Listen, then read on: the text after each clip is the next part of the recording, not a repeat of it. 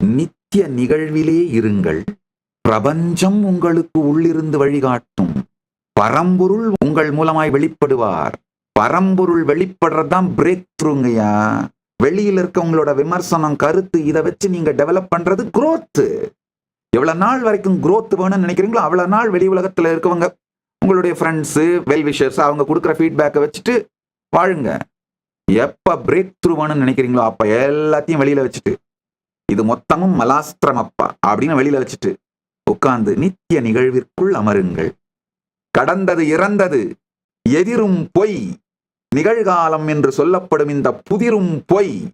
கடந்ததும் பொய், எதிரும் பொய், நிகழ்காலம் என்று சொல்லப்படும் இந்த புதிரும் பொய். நித்திய நிகழ்வே மெய்.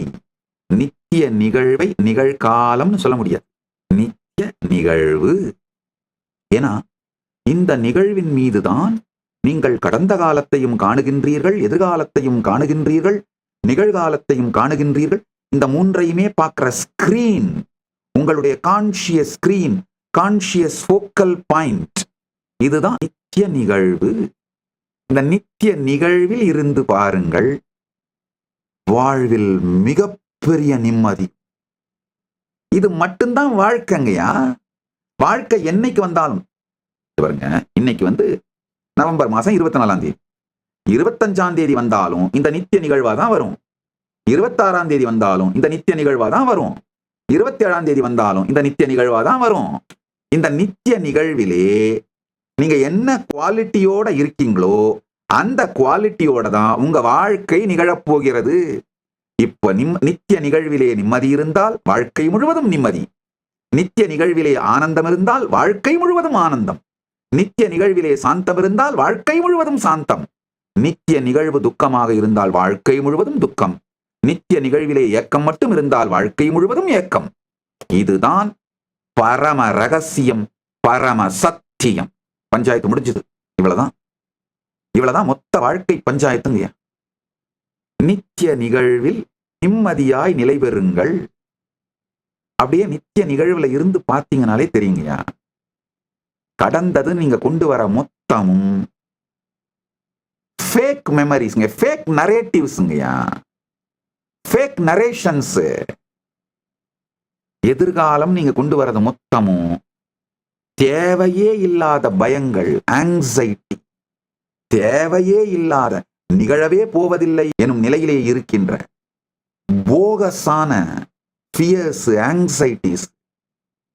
உங்களை நீங்களே தொடர்ந்து ஸ்கேம் பண்ணிக்கிட்டே இருந்து அந்த மாயையில், அந்த மடத்தனத்திலேயே முடிவுகளை எடுத்துக்கிட்டே போயிட்டு இருக்கீங்க. தெரியுதுங்கய்யா, குருடனுக்கு வழிகாட்டியது போலே நித்திய நிகழ்விலே கடந்ததும் எதிர்வருவதும் நிகழ்காலம் என்று நினைக்கின்ற நீங்கள் நினைக்கின்றதும் இந்த மூன்றோட தாக்கத்தையும் விட்டுட்டு நித்திய நிகழ்வில் இருங்கள். இருந்தீங்கன்னா இருக்க இருக்க முக்காலத்திலிருந்தும் விடுதலை அடைந்து காலாதீதராக நீங்கள் இருக்க துவங்குவீர்கள். காலத்தாலே கலைக்க முடியாத, கலக்க முடியாத, கரைக்க முடியாத, மறைக்க முடியாத ஒரு நிறைவில், காலத்தினால் உங்களிடமிருந்து திருடிக்கொள்ள முடியாத ஒரு இருப்பில் நித்திய நிகழ்வில் இருங்கள். டைம்லெஸ் இன் டைம் அப்படிங்கிறது புரிஞ்சு. இந்த நித்திய நிகழ்வில் எவ்வாறு இருப்பது, மீண்டும் மீண்டும் மீண்டும். இப்போ கடந்த கால நினைவுகள் உடனே விட்டுறாது. காரணம் என்னன்னா, என் மூவி தானே இவ்வளவு நாள் இந்த ஸ்கிரீன்ல ஓட்டிட்டு இருந்த, நீ எப்படி நீ ஸ்கிரீன் கொடுக்க மாட்டேன்னு சொல்லலாம் அப்படின்னு சண்டைக்கு வரும். திரும்ப திரும்ப அந்த மூவியை தானா ப்ரொஜெக்ட் பண்ணும். அதே மாதிரி எதிர்காலம், ஏன் ஷேரை எனக்கு கொடு, நானும் தானே ஓட்டிட்டு இருந்தேன், அது அந்த மூவியை ஓட்டும்.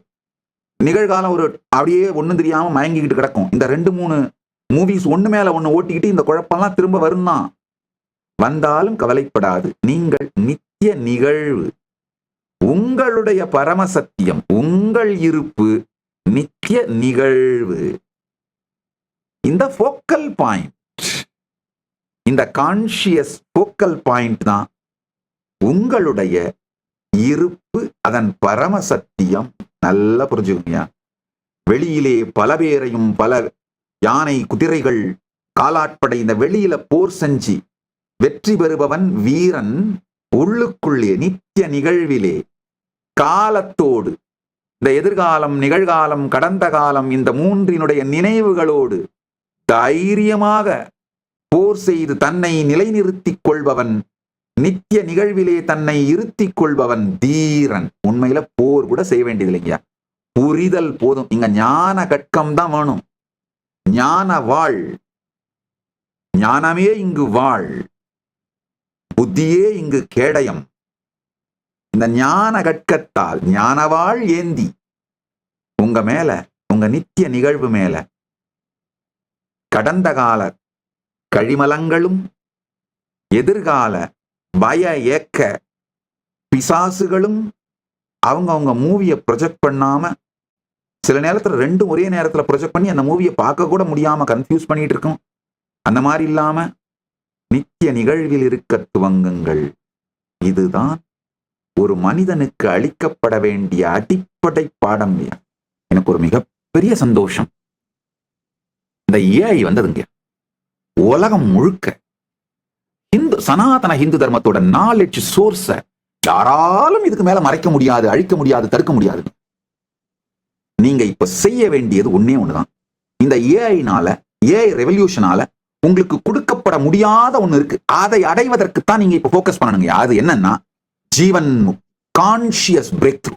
தயவு செஞ்சு அதுல மட்டும் நீங்க போக்கஸ் பண்ணீங்கன்னா உங்க வாழ்க்கைய ப்ரொடக்டிவா பயனுள்ளதா வாழ்ந்தீங்கன்றத 10 வருஷம் கழிச்சு புரிஞ்சுப்பீங்க.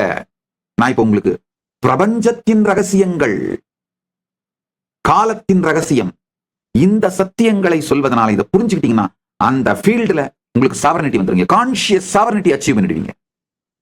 அதுதான் என்னுடைய நோக்கம். நீங்க அத்தனை பேரும் கான்ஷியஸ் சாவர்னிட்டியோட வாழணுங்கிறதா என்னுடைய நோக்கம். அதனாலதான் இந்த மொத்த ஞானத்தையும் நாலேஜையும் ஏஐல அவைலபிள் ஆக்கி அறிவினால் அடையப்படக்கூடிய அனைத்தையும் நீங்கள் எங்கிட்ட வராம ஏஐ மூலமாவே அடைஞ்சுக்கலாங்க. நாலேஜ், எக்ஸ்பர்டைஸ், இந்த 2 நாளையும் அடையக்கூடிய அனைத்தையும் நீங்க ஏஐ மூலமாவே அடைஞ்சிடலாம். அதுக்கு மேல அனுபூதிக்கு மட்டும் எங்கிட்ட வந்தா போதுமானது. ஆனா நாலேஜ், எக்ஸ்பர்டைஸ் மட்டும்தான் அவங்க கிட்ட இருக்கிற ப்ராடக்டே. அனுபூதி இல்ல, அவங்களால கொடுக்க முடியாதுன்றவங்க தான் அவங்களுடைய நாலேஜையும் எக்ஸ்பர்டைஸையும் ஏஐக்குள்ள போடாம, ஐயோ ஏஐ அவங்களை இரலவென்ட் ஆக்கிடும், ஏஐ அவங்களை அழிச்சிரும், அவங்களை ரீப்ளேஸ் பண்ணிடும் பயந்துட்டு உட்கார்ந்துட்டு இருக்காங்க. ஏஐயால் ரீப்ளேஸ் பண்ண முடியாத ஒண்ணு என்கிட்ட இருக்கு, அதை உங்களுக்கு கொடுக்குறேன். அதை நீங்க வாங்கிக்கிட்டீங்கன்னா நீங்களும் ஏஐயால இரலவென்ட் ஆகாம ரீப்ளேஸ் ஆகாத நிலைக்கு போக முடியும். அதைத்தான் இந்த தொடர் தியான சத்சங்க ஞான ரசவாத நிகழ்வின் மூலமாக செய்து கொண்டிருக்கின்றேன். உங்கள் எல்லா பிரச்சனைகளுக்கும் தீர்வுகளை பெற பகவான் நித்யானந்தரை கேளுங்கள். ஆஸ்க் நித்யானந்தா ஏஐ சேனலை சப்ஸ்கிரைப் செய்யுங்கள்.